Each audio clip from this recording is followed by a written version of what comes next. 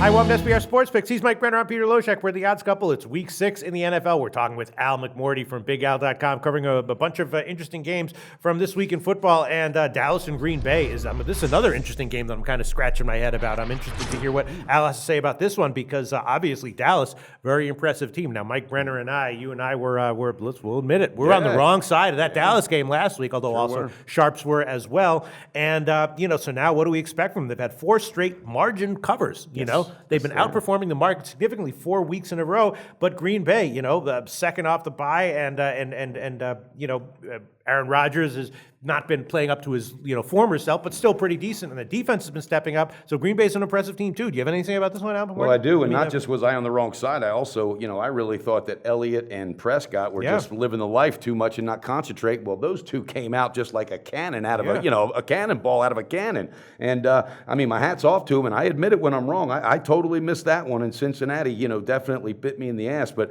This one here, I like Green Bay early. They look good early against the Giants, and I think this week off, you give them a bye week, I think they can put it together. I'm not sold on this coach, haven't been in a long time, but I think Aaron Rodgers is his own worst critic, and I think he knows he needs to step it up. I think this defense, who is number 1 against the run, if I'm correct, will shut their down. Defense is really big. Absolutely, and I think Elliott might be getting a little too high for his britches. Maybe not, because the kid is good, and he's under Urban Meyer. Let's not forget where he came from. But I got a feeling Green Bay gets it done, and if I'm correct, I went official on the first half. We just didn't have a line then. No, you didn't. Okay. You can do it now, though, if you want to. Absolutely. It's going to be an official pick of mine. You did go official on the first half. I did. That's We right. just didn't have a line. That's right. I forgot about that. All right. Yeah. Al McMorty, this is a tough game for me to analyze. Mike Brenner likes Green Bay early. It's a big rush defense against a big rush offense. And then Aaron Rodgers, what to expect from him. Al McMorty, what's your take on this one? Well, I think most of football fans are surprised that the Cowboys are 4-1 on this season, especially after they started the year with that home loss to the New York Giants. But since then, as you guys just mentioned, they've won and covered 4 straight games, and they've scored at least 24 points in all 4 of those victories. But I'm going to have to go against Dallas here. One of the things I like to do, guys, and I've been doing this for 30-some years, when a team is off 4 straight wins and covers and they've scored at least 24 points in each of those 4 wins, those teams have only covered 11 of 40 games when on the road versus a 500 or better opponent. So that really doesn't bode well for Dallas here. I just think they're going to be in for a big letdown. And then when you take a look at their strength of schedule, yes, Cincinnati was a good team, but the first 3 wins of Dallas's 4 game win streak, those are really the little sisters of the poor, the Redskins, the Bears, etc. So I think that it's a big step up in class here against Green Bay. And Green Bay has also been terrific with Aaron Rodgers as its quarterback. 80 wins, just 52 losses against the spread with Aaron Rodgers as the starting QB, including 39 and 22 against the spread at home at Lambeau. I think I'm going to take Green Bay minus the 4 here, guys. Yeah, but those stats that you quoted, include all the years where Aaron Rodgers was undeniably freaking awesome, and there's a lot of talk right now about how he's not. So if he's in decline, maybe those stats are less important, or you throw that out. You don't care about that. The stats are what they are.